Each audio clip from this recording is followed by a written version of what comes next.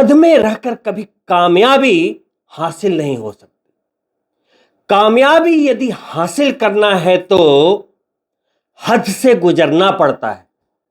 जी हां दोस्तों, वक्त आ गया है आप तुला राशि के जातकों के लिए अपनी हद को पार करने का। अप्रैल के महीने में आपके लाभेश यानी कि ग्रहों के राजा सूर्यदेव अपनी 2 महीनों की पीड़ा समाप्त करते हुए, ग्रहण दोष से आजाद होते हुए, पितृ दोष से आजाद होते हुए अपनी उच्च राशि में प्रवेश करने वाले हैं। वहीं अप्रैल के शानदार गोचर में 4 चांद लगाते हुए आपके राशि के स्वामी स्वराशि में प्रवेश करेंगे और आपकी कामयाबी के सारे द्वार खोल देंगे। तो दोस्तों, आइए बात करते हैं आप तुला राशि के जातकों के लिए अप्रैल के महीने के गोचर की भविष्यवाणी की। वीडियो के अंत तक जरूर बने रहिए क्योंकि आज बहुत सारी बातें होने वाली हैं।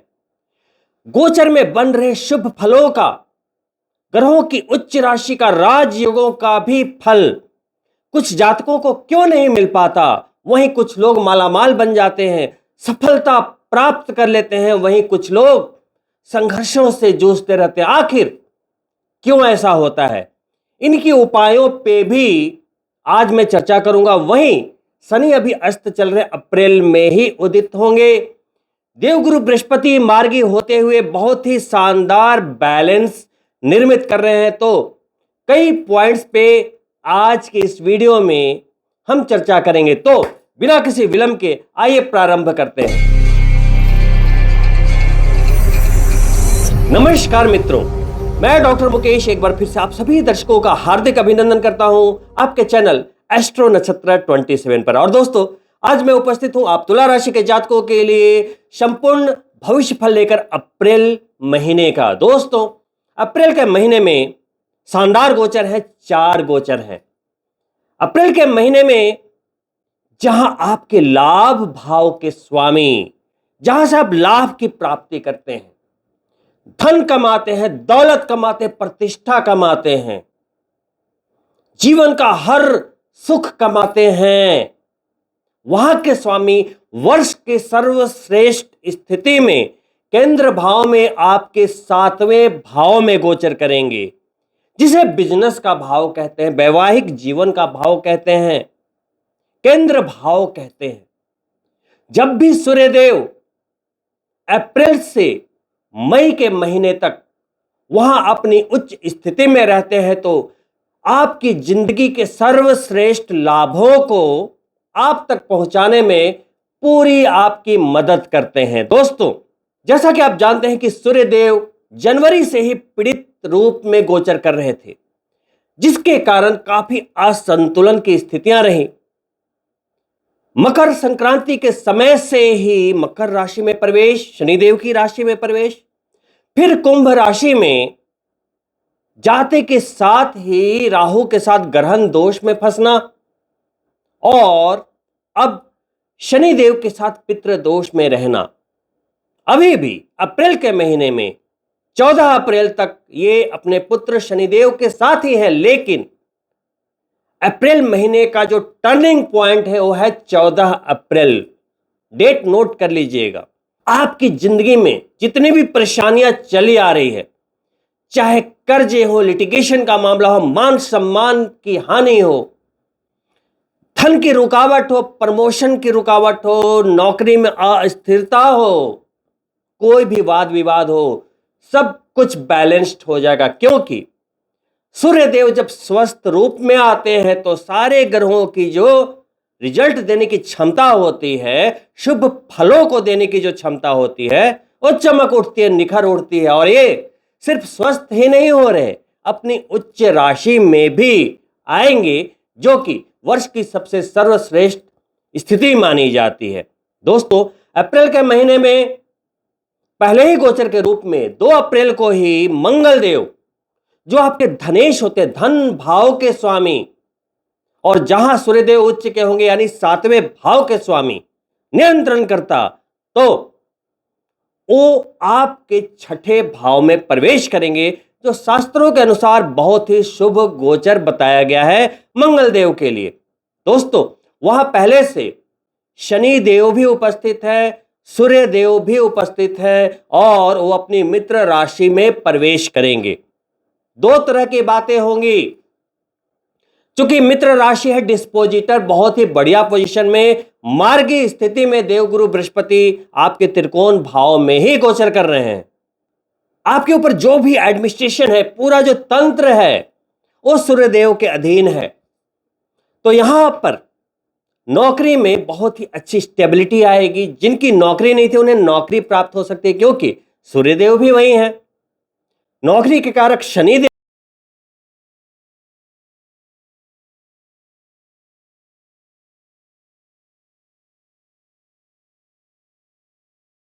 भी वही है, और अब मंगल देव भी प्रवेश कर गए जो कि धनेश है। तो क्या बोल रहे हैं?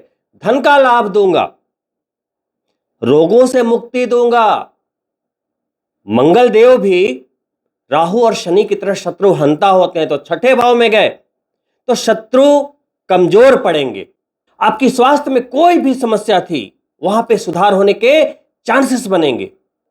लेकिन दोस्तों, एक छोटी सी समस्या है। वो समस्या यह है कि 14 अप्रैल के पहले सूर्य शनि वहां पितृदोष बना रहे हैं, और सेम टाइम पे 2 अप्रैल को ही मंगल शनि की युति होगी। अब मंगल शनि की युति बहुत ही ज्यादा विवाद को पैदा करने वाली है। एक दूसरे के शत्रु हैं। वैसे शत्रु तो सूर्य शनि भी है, लेकिन पिता पुत्र है, उतनी कोई समस्या नहीं है। और अभी शनि अस्त भी चल रहे हैं 40 दिनों के लिए, 14 मार्च से 24 अप्रैल तक। ऐसी स्थिति में मंगल देव जब वहां डोमिनेंट करेंगे तो शनि देव को प्रॉब्लम होगी। और शनि देव आपके चतुर्थ भाव के स्वामी है, पंचम भाव के स्वामी है। चतुर्थ भाव जो आपकी प्रॉपर्टी का है, आपकी सुखों का है। पंचम भाव जो प्यार, शिक्षा और संतान का है। तो जब वहां मंगल देव जाएंगे तो थोड़ी सी सावधानी रखनी पड़ेगी। वो सावधानी क्या है? सबसे पहले तो गाड़ी संभल के चलाएं। कहीं भी चोट चपेट लगने वाली कहीं स्थितियां होती हैं तो वहां सावधानी रखनी है। और यह भी सावधानी सभी तुला राशि के जातकों को नहीं रखनी है। जिनकी पत्रिका में शनि अशुभ स्थिति में है तो उन्हें ज्यादा सावधानी की आवश्यकता है, अन्यथा कोई समस्या नहीं है। सिर्फ यदि प्रॉपर्टी में निवेश की बात हो रही है या नए प्रॉपर्टी को परचेज करना है, तो जब तक शनि उदित ना हो जाए 24 अप्रैल तक, तब तक आपको सावधानी रखनी है।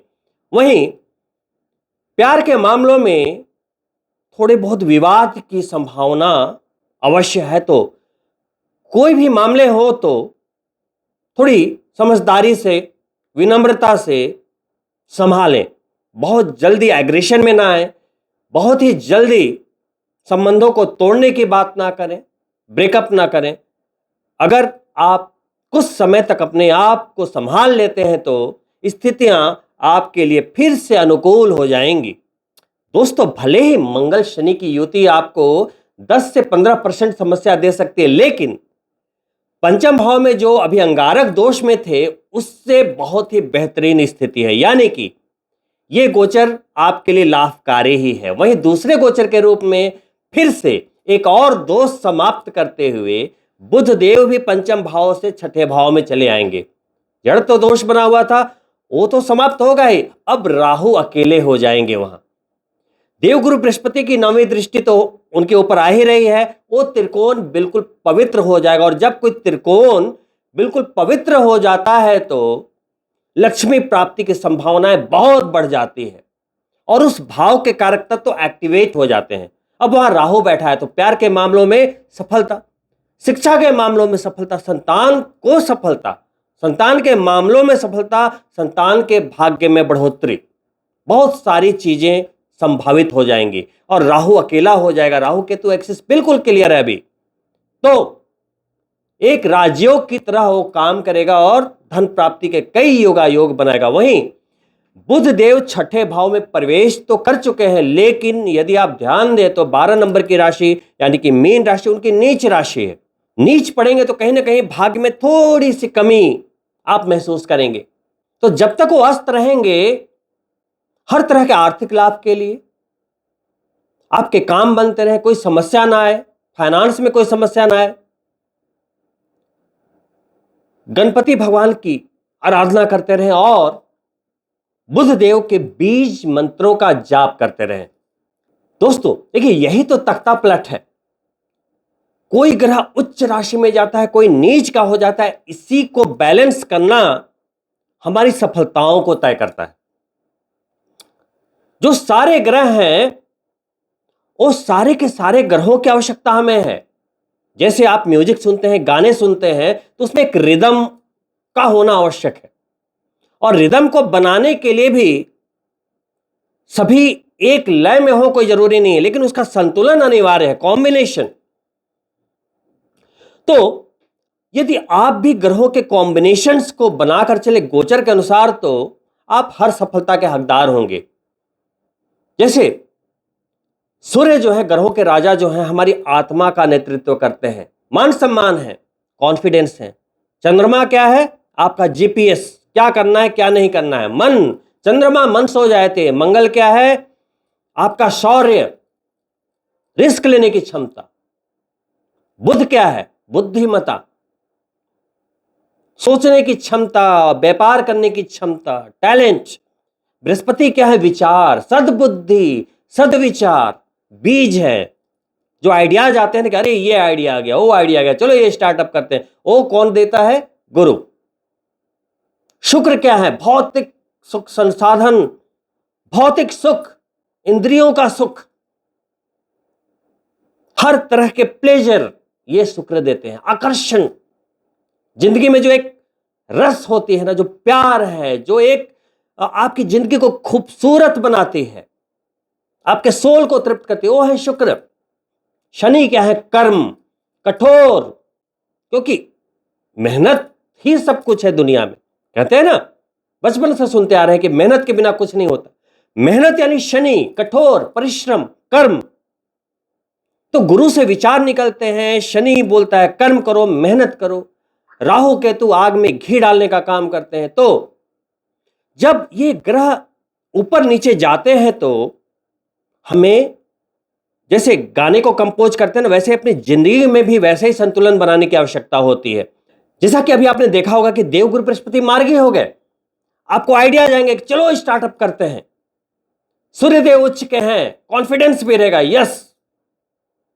लेकिन जब आप कुछ कैलकुलेशन करोगे, बजट बनाओगे, फाइनेंस देखोगे, तो बुध चूंकि नीच के हैं, वो आपको एक फियर पैदा करेंगे कि नहीं, यहां पे दिक्कत हो सकती है, लॉस हो सकता है, ऐसे वैसे। वही छठे भाव के मंगल बोलेंगे कि यू कैन डू इट। आपको अंदर से वो प्रोक करेंगे, क्योंकि वो संघर्षों का भाव है। बोलेंगे निकलो, संघर्ष से निकलने का समय है। वही राहु पंचम भाव का बोलेगा यस, बड़ा सोचो, करो, हो जाएगा। लेकिन यदि आप ग्रहों के इन कॉम्बिनेशंस के साथ कदम बढ़ा देते हैं, तो आप सफल हो जाएंगे। बहुत ही सिंपल इक्वेशन है दोस्तों। जैसे हर बदलते बॉलर के साथ, कभी स्पिनर आ रहा है, कभी फास्ट बॉलर आ रहा है, तो बैट्समैन अपनी चतुराई से वैसे ही गेम खेलता है। वैसे ही लाइफ है, बहुत ही सिंपल है, इसे कॉम्प्लिकेटेड करने की कोई आवश्यकता नहीं। आज वीडियो के अंत में मैं आपको यह भी बताऊंगा कि शुभ गोचर के फल क्यों नहीं मिलते। लेकिन पहले बात कर लेते हैं इस महीने के तीसरे गोचर की। तीसरे गोचर के बारे में मैं पहले ही बात कर चुका हूं। सूर्यदेव जो कि 7वें भाव में जाएंगे। आपकी जन्म चंद्रमा है तुला, तुला से बिल्कुल सामने 7वें भाव में जाएंगे।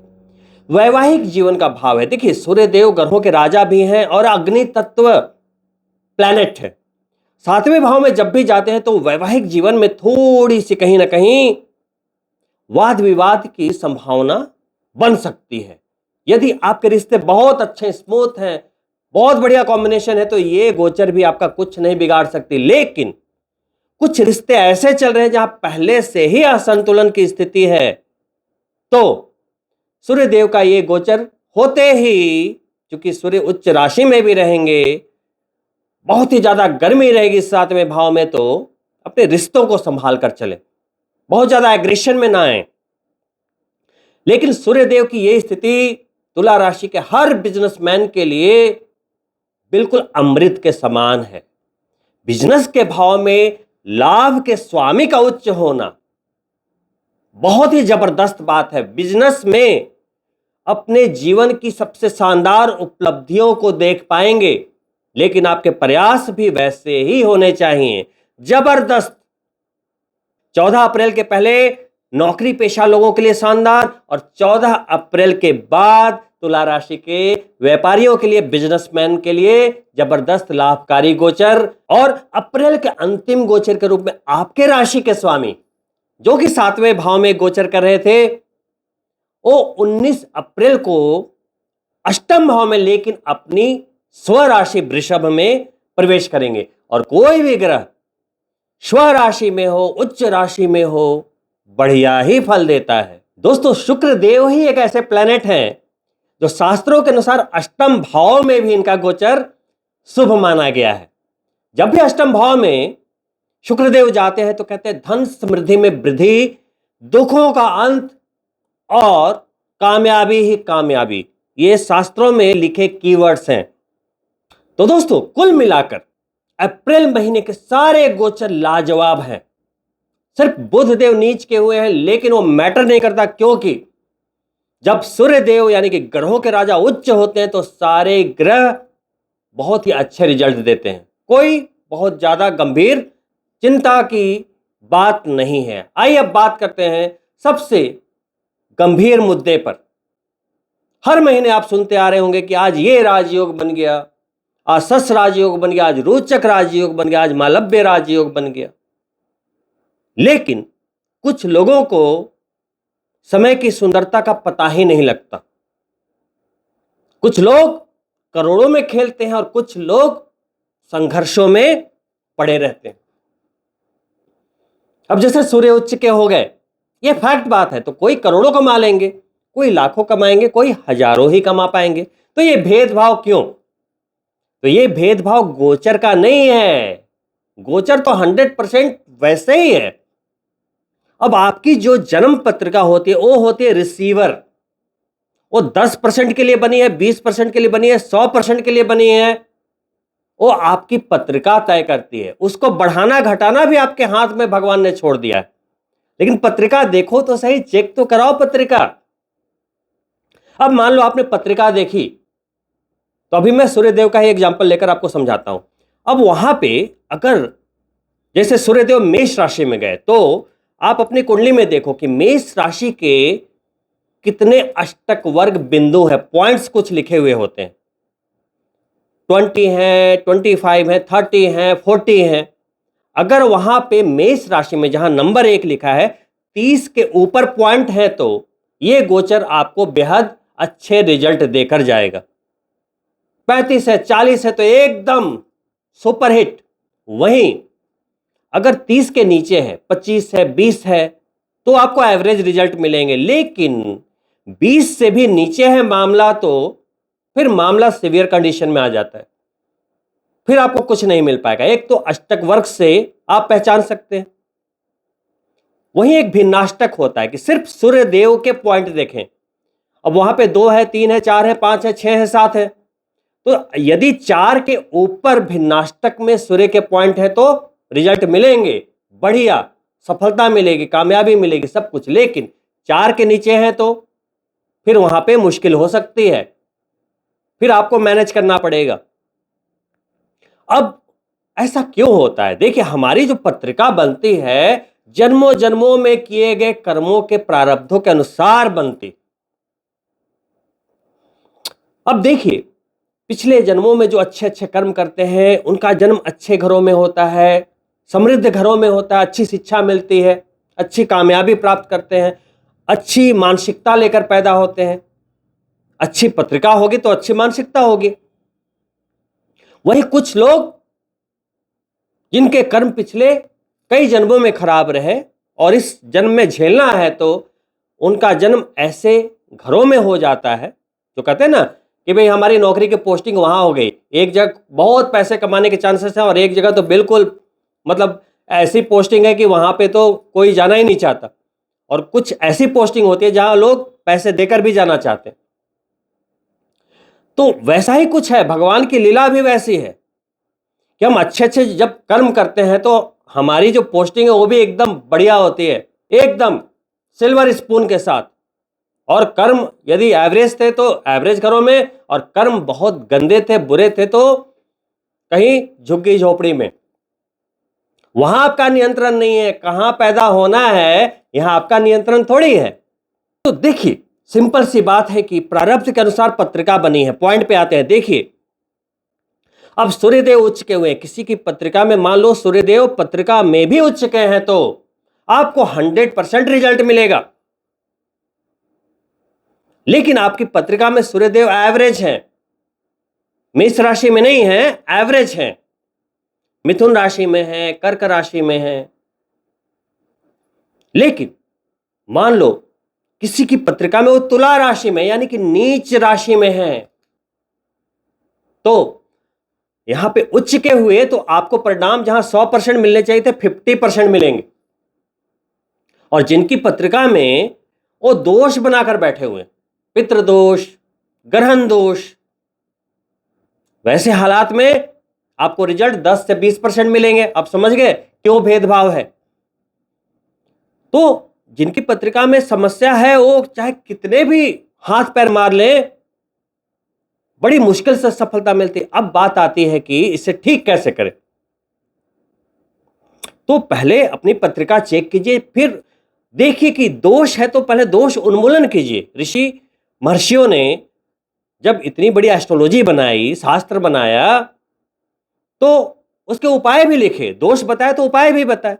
तो जो उपाय बताए गए हैं, सुझाए गए हैं, वो रिचुअल कीजिए, दिल से कीजिए। ऊपर ऊपर से भक्ति नहीं होती, सिर्फ पंडित को पैसे देने से पूजा नहीं होती, यहां से कनेक्ट होना पड़ता है। दोस्तों, एक तो दोष उन्मूलन कीजिए, दोष को हटाइए। वहीं यदि कोई ग्रह नीच के हैं, उनको बीज मंत्रों से शक्ति दीजिए। मेहनत करनी पड़ेगी, बिना मेहनत के ग्रहों में पावर नहीं आती। महंगे महंगे जेम्स खरीदने पड़ेंगे।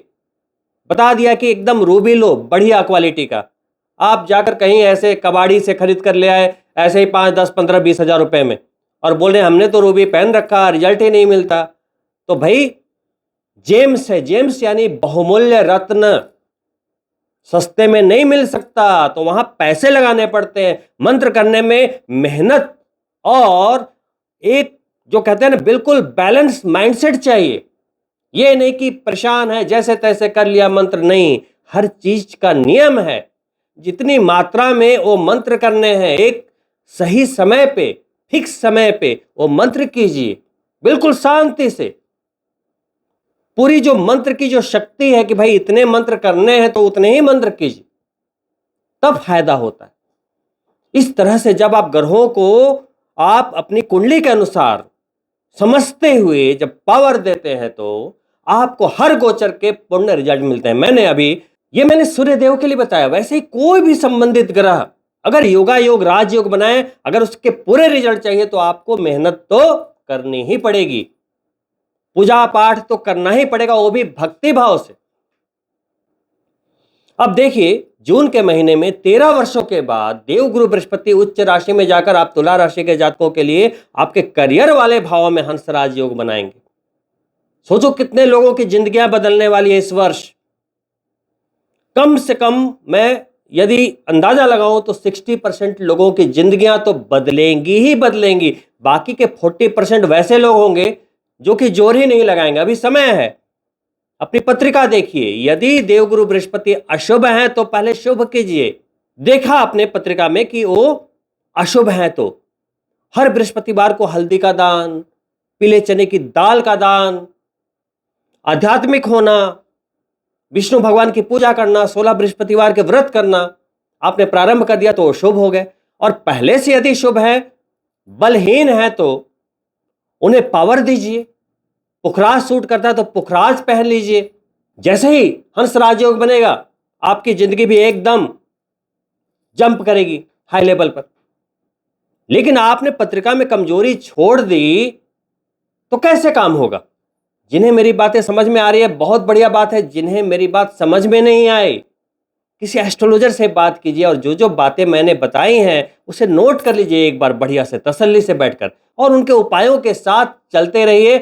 हर महीने कहीं ना कहीं से आपको कामयाबी मिलती रहेगी, कहीं कोई बाधा नहीं आएगी, क्योंकि हर महीने कुछ ना कुछ परिवर्तन तो होते ही रहते हैं।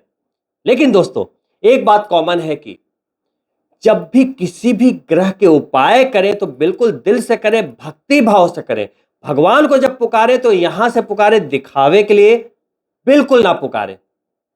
एक बार सोने की लंका बनाने वाले कुबेर जी को घमंड हो गया कि मेरे पास तो बहुत अपार संपत्ति है, तो उन्होंने एक भोज का आयोजन किया और अपनी शक्ति दिखाने के लिए भगवान शिव के पास पहुंच गए और उन्हें आमंत्रण दिया कि हे प्रभु, मैंने एक भोज रखा है, आप प्लीज आइए, शामिल होइए। तो शंकर भगवान समझ गए कि कुबेर को अहंकार आ गया है, वो तो भावना समझ गए। उन्होंने कहा कि मैं तो नहीं आ पाऊंगा, मेरा बेटा गणेश जाएगा। तो कुबेर भगवान ने मन ही मन सोचा कि ये बच्चा कितना ही खा लेगा, बुलाए दावत पे। अब गणेश जी ने खाना शुरू किया, सारे जितने भी पकवान थे, भोज जितने भी बनाए थे, सब खा गए। फिर कुबेर जी ने बोला कि और बनाओ, और पकवान बनाओ। बनाते गए, सारे जो भी उनके पास जो भी चीजें थी सब खत्म हो गई। अब जो रसोई के बर्तन उठा उठा कर खाने लगे, उनके घर की कीमती वस्तुएं उठा उठा कर खाने लगे। अब कुबेर जी जो हैं वो डर गए और एकदम कांपते हुए दौड़ते हुए कैलाश पे भागे कि हे शंकर भगवान बचा लो, वहां पे तो सब कुछ खाते चले जा रहे हैं। तो महादेव जी ने मुट्ठी में एक मुट्ठी भुने हुए चावल दिए, वो गणेश जी को खिलाए, उनका भूख शांत हो गया। कुबेर जी समझ गए कि भगवान का पेट जो है बिना श्रद्धा के नहीं भरता। तो ये कहानी आपको सिखाती है कि बिना श्रद्धा के भक्ति बिल्कुल निष्फल है, व्यर्थ है। जब हम लोग उपाय बताते हैं तो यदि आप ऊपरी मन से कर रहे हैं या किसी दबाव में कर रहे हैं तो वो ना करें, कोई फायदा नहीं। जब भी कुछ भी करें, कितना भी करें, दिल से करें, भक्ति से करें, यहां से जुड़ें, हर जगह आपको कामयाबी मिलेगी। तो दोस्तों, इन्हीं शुभकामनाओं के साथ कि आप सभी तुला राशि के जातकों के लिए अप्रैल का महीना शानदार बीते, मैं आपसे अनुमति चाहूंगा और अंत में पुनः आपसे आग्रह करता हूं कि यदि आप मेरे चैनल को पहली बार देख रहे हैं तो सब्सक्राइब करते हुए जाएं, साथ ही बेल बटन जरूर ऑन कर ले ताकि आने वाले वीडियो की नोटिफिकेशन आपको प्राप्त हो। दोस्तों, वही वीडियो पसंद आई हो तो लाइक करें और अपने मित्रों के लिए शेयर भी अवश्य करें।